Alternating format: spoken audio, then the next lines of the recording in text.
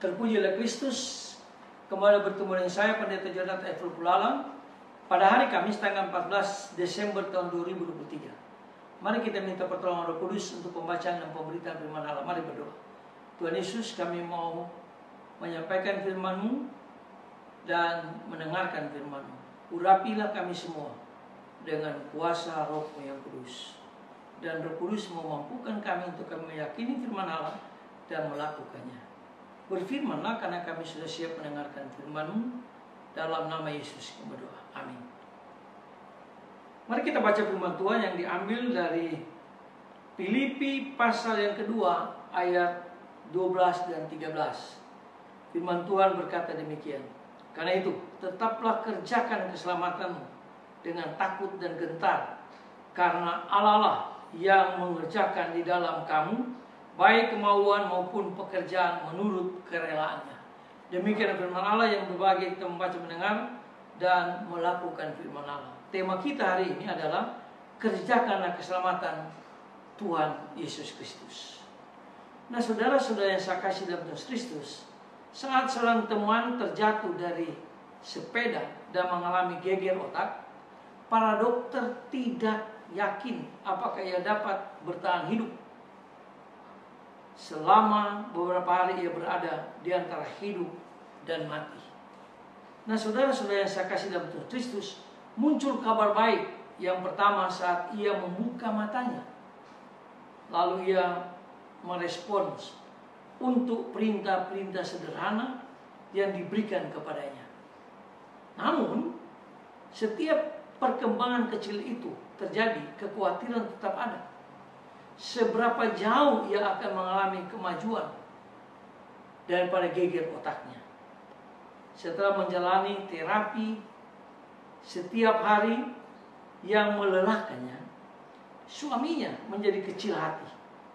Namun keesokan harinya, paginya, ia berteriak, Sandi telah sadar secara fisik, emosional, psikologi, dan mental. Sandi telah kembali menjadi seorang pribadi yang kami kenal dan kami kasihi.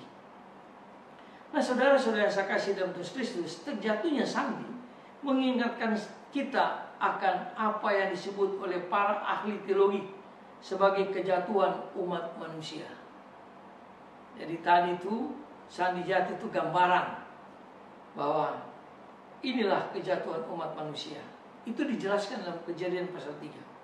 Dan perjuangannya untuk sembuh dapat disamakan dengan perjuangan kita untuk mengatasi kebobrokan dosa, lumpur dosa. Itu dijelaskan di dalam Roma 7 ayat 18. Jika hanya tubuh yang sembuh, kesembuhan tersebut tidaklah sempurna. Hal itu sama artinya, otaknya berfungsi, tapi tubuhnya tidak.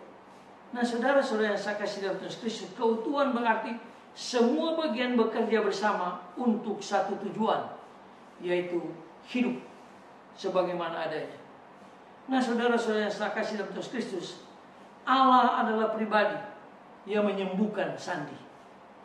Tetapi Sandi harus berusaha keras menjalani terapi untuk mendapatkan kemajuan daripada fisiknya, supaya dia bisa berfungsi otaknya dengan sebaik-baik mungkin. Hal ini berarti sama seperti rohani bagi kita. Setelah Allah Tritunggal menyelamatkan kita melalui Tuhan kita Yesus Kristus, kita harus mengerjakan keselamatan yang Tuhan Yesus sudah berikan kepada kita dengan tekun, dengan setia, dengan taat. Itu dijelaskan dalam Filipi 2 ayat 12. Bukan hanya memperolehnya, tapi juga untuk mengarahkan dan memelihara pikiran kita dan tindakan kita supaya seturut dengan kehendak Tuhan kita Yesus Kristus yang sudah lahir, yang mati, yang bangkit, yang pulang ke surga.